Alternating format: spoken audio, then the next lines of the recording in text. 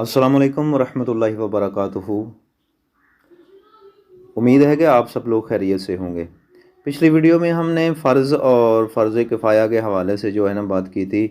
तो इंशाल्लाह इस वीडियो में फ़र्ज़ और वाजिब में क्या फ़र्क होता है और इनके क्या अहकाम हैं, नहीं वाजिब की अक़साम के ऊपर भी जो है ना हम बात करते हैं। तो सबसे पहले हम चलते हैं वाजिब को देखते हैं, क्योंकि फ़र्ज़ के बारे में तो हमने पीछे बात कर ली थी। तो वाजिब ऐसा हुक्म होता है जो दलील ज़न्नी से साबित हो। दलील ज़न्नी क्या होती है? यानी वो हदीस से साबित हो, कुरान में वाज़े उसके अगर अहकाम हों भी तो उसकी तावील की ज़रूरत होती है कि यानी कि वो अहकाम वाज़े तौर पे उसका हुक्म नहीं होता। जैसे व अक़ीमुस्सलाता, तुम नमाज कायम करो, ये दलील कती है और ये इससे जो है ना वो साबित हो रहा है कि ये नमाज़ पढ़ना जो है वो फ़र्ज़ है और अल्लाह ताला का हुक्म है। इसका इनकार करने वाला काफिर है, नाम पढ़ने वाला फासिक और नाफरमान है। इसके ऊपर हमने पीछे बात कर ली थी। तो वाजिब जो होता है इसकी जो लाज़िम होना होता है, इसकी जो फ़र्ज़ियत का हुक्म होता है उसमें शुबा होता है, वो किसी मज़ीद दलील की उसके ऊपर ज़रूरत होती है। जैसा कि वितर की नमाज जो है ना वो वाजिब है, फ़र्ज़ नहीं है। इसकी दलील हदीस से है, वो भी ख़बर वाहिद है, मतवातर हदीस से ये साबित नहीं है।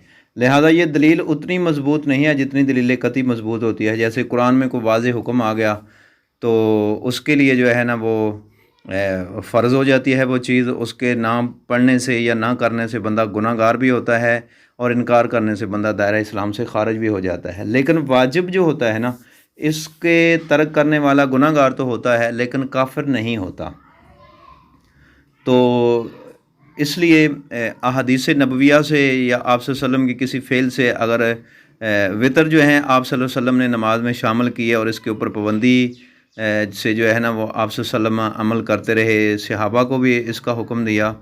तो दूसरे लफ्ज़ों में हम फ़र्ज़ और वाजिब में ये वाज़े फ़र्क इस तरह भी समझ सकते हैं कि फ़र्ज़ जो होता है वो कुरान का कती हुक्म होता है और आयत से वो हुक्म ज़ाहिर भी होता है, उसके ऊपर किसी गुफ्तगू की ज़रूरत नहीं होती। और जैसे हज का हुक्म है, नमाज का हुक्म है, ज़कात का हुक्म है और दीगर जो है ना वो मामलात के ऊपर अल्लाह ताला ने बहुत सारे अहकाम नाज़िल किए हैं और आयतों से वो वाज़े होते हैं।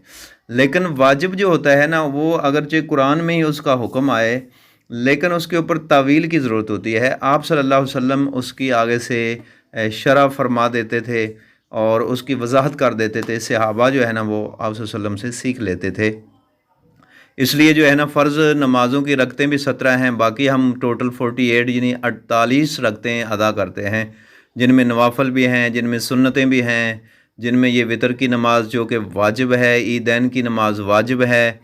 तो लिहाजा इसके ऊपर जो है ना वो समझने की ज़रूरत है कि वाजिब जो होता है ये हर उस बंदे के ऊपर ही लाज़मी होता है जिसके ऊपर फ़र्ज़ लाज़मी होता है। यानी वो आकिल हो, बालिग हो, मुसलमान हो, तो उसके लिए जो है ना वाजिब के ऊपर अमल करना बहुत लाज़मी होता है। तो इसकी भी वाजिब की भी दो किस्में हैं, जैसे फ़र्ज़ किफ़ाया और फ़र्ज़ ऐन था, इसी तरह वाजिब ऐन और वाजिब किफ़ाया होता है। वाजिब ऐन जो है वो जिसका करना हर मुकल्लफ़ पर ज़रूरी हो, जैसे कि नमाज वितर है। वितर की नमाज जो है ना ये वाजिब ऐन है, हर बंदे के ऊपर जो है ना वाजिब है। कोई दूसरा उसकी तरफ से या चंद लोग पढ़ के सारे लोगों की तरफ से अदा नहीं कर सकते। सदका फ़ितर है वो भी जो है ना हर एक के ऊपर जो है ना वो वाजिब होता है। जो मुकल्लफ़ है यानी जो साहिब इस्तिताअत है, जो मुस्तहक़ीन ज़कात हैं उनसे अलग है। जिसके पास इतने पैसे हैं कि वो सदका अदा कर सकता है, उसके ऊपर ये वाजिब होता है। ईद की नमाज भी वाजिब है, तो हर मुसलमान आकिल बालिग मुकल्लफ़ के ऊपर वो है। कुर्बानी जो है वो भी वाजिब है, उसका तर्क करना जो है ना वो भी गुनाह में शुमार किया जाएगा। तो इसके अलावा जो वाजिब किफ़ाया होता है वो हर मुकल्लफ़ शख्स जिसको इस्लाम ने जो है ना वो इस चीज़ का पाबंद ठहराया है कि वो इस्लाम के अहकाम के ऊपर अमल करे, नमाज, रोज़ा, हज, ज़कात उसके ऊपर वो लागू हो चुके हैं, वो عمر کو پہنچ چکا ہے کہ اب اس کا ترک کرنا چھوڑنا گناہ کبیرہ میں شمار ہوگا، تو تب جا کر واجب کفایہ جو ہے اس کا ادا کرنا ہر بندے کے لیے ضروری ہے۔ لیکن اگر کوئی بھی بندہ جو ہے نا اس کو سر انجام نہیں دیتا تو سارے گناہ گار ہوں گے، لیکن اگر اس میں واجب کفایہ میں ایک یا دو آدمی جو ہے نا چند بندے جو ہے نا وہ ادا کر دیتے ہیں تو بھی سارے جو ہے نا بری ذمہ ہو جاتے ہیں، سارے لوگوں کی طرف سے ادا ہو جاتا ہے۔ اس کی مثال ہم لیتے ہیں، جیسے کوئی شخص بہت سارے لوگ بیٹھے ہوئے ہیں، آ کر ان کو السلام علیکم ورحمۃ اللہ وبرکاتہ یعنی سلام کہتا ہے، تو اب سارے لوگوں کے اوپر سلام کا جواب دینا واجب ہو چکا ہے، لیکن یہ واجب کفایہ ہے کہ اگر پوری مجلس میں سے ایک بندہ بھی سلام کا جواب دے دیتا ہے تو سبھی کی طرف سے ادا ہو جائے گا، سبھی کو ثواب ملے گا اور یہ ذمہ داری ساقط ہو جائے گی سب کے اوپر سے۔ اگر مجلس میں کوئی بندہ بھی اس کا جواب نہیں دیتا تو ایسی صورت میں جو ہے نا وہ پھر سارے لوگ گناہ گار ہوں گے، چونکہ انہوں نے واجب کو ترک کر دیا ہے۔ تو یہ سلام کا جواب دینا بہت سارے لوگوں میں سے چند لوگوں کا یہ فرض اپنا واجب کفایہ میں شامل کیا جاتا ہے۔ اور دوسرے سادہ لفظوں میں آپ یوں سمجھ لیں فرض اور واجب کو، کہ فرض وہ حکم ہوتا ہے جس کا صریحاً اللہ تعالیٰ قرآن پاک میں حکم دیتا ہے، جس میں کسی تعویل کی، کسی تشریح اور تفسیر کی ضرورت نہیں ہوتی، اور واجب جو ہے جس کا حکم حدیث سے ثابت ہو اور آپ صلی اللہ علیہ وسلم نے جس کے اوپر پابندی اختیار کی ہو اور اس کا حکم دیا ہو، تو یہ جو ہے نا دونوں ہی کرنے جو ہے نا لازم ہے۔ فرض کا تارک جو ہے وہ مجرم ہے، گناہ گار ہے، واجب کا تارک بھی مجرم اور گناہ گار ہے، لیکن فرض کا انکار کرنے والا کافر کہلائے گا، واجب کا انکار کرنے والا کافر نہیں کہلائے گا۔ تو جو نماز وطر ہے رات عشاء کی نماز کے بعد جو ہم پڑھتے ہیں، اس کا طریقہ کار ہم بتا دیتے ہیں کہ اس کی نیت کیسے کرنی ہے۔ 3 رکعت نماز وطر واجب اس رات کے، عبادت اللہ تعالیٰ کی، منہ طرف قبلہ شریف اللہ اکبر کہہ کے آپ ہاتھ باندھ لیں۔ تو اس میں جو دعائے قنوت تیسری رکعت میں رکوع جانے سے پہلے ہاتھ کانوں تک اٹھاتے ہیں اللہ اکبر کر کے، وہ والی جو دعائے قنوت ہے وہ بھی اس نماز میں پڑھنا واجب ہے۔ اگر وہ بھی چھوڑ دی تو سرے سے وہ واجب آپ کے جو ہے وطر وہ ادا نہیں ہوئے۔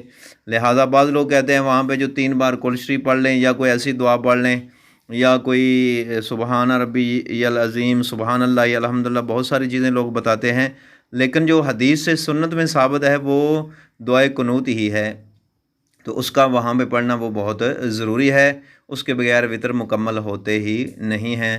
لہٰذا 3 وطر کے اندر جو بعض لوگ 1 وطر بھی پڑھتے ہیں، بعض 2 پڑھتے ہیں اور 3 پڑھتے ہیں، تو زیادہ جو معروف ہے اور جس کے اوپر آقا دو جہاں صلی اللہ علیہ وسلم نے بھی مواظبت اور پابندی فرمائی ہے وہ 3 وطر ہی ہیں۔ حضرت عائشہ صدیقہ رضی اللہ تعالی عنہا کی یہ حدیث جو ہے نا وہ بڑی واضح ہے، کہ جس میں آپ نے فرمایا کہ آپ صلی اللہ علیہ وسلم رمضان اور غیر رمضان میں 11 رکعتیں اکثر ادا کیا کرتے تھے، تو اس میں 8 رکعت آپ نماز تہجد کے جو ہے نا نوافل ادا کرتے تھے اور 3 رکعت جو ہے نا وہ وطر شامل ہوتے تھے۔ تو لہٰذا وطروں کی 3 رکعتیں ہیں، تیسری رکعت میں رکوع جانے سے پہلے اللہ اکبر کہہ کے کانوں تک ہاتھ بلند کر کے پھر دوبارہ ہاتھ جو ہے نا وہ باندھ کے اللہم انا نستعینک و نستغفرک، یہ دعائے قنوت جو ہے یہ پڑھنی بھی واجب ہے، اور اس کے ساتھ جو ہے نا وہ اپنا واجب ادا ہو جاتا ہے وطر کی جو نماز ہے۔ اس کے علاوہ صدقہ فطر ہے، یہ بھی واجب ہے، تو یہ اپنا اس کے اوپر میں نے پیچھے ایک ویڈیو بنائی تھی صدقہ فطر کے حوالے سے، عید الفطر کے حوالے سے، تو اگر زیادہ ڈیٹیل میں دیکھنا ہے تو اس ویڈیو کو بھی آپ دیکھ سکتے ہیں۔ تو باقی انشاءاللہ سنت مؤکدہ اور سنت غیر مؤکدہ اس کے اوپر نیکسٹ ویڈیو میں انشاءاللہ بات کریں گے۔ تب تک کے لیے اللہ حافظ، السلام علیکم ورحمۃ اللہ وبرکاتہ۔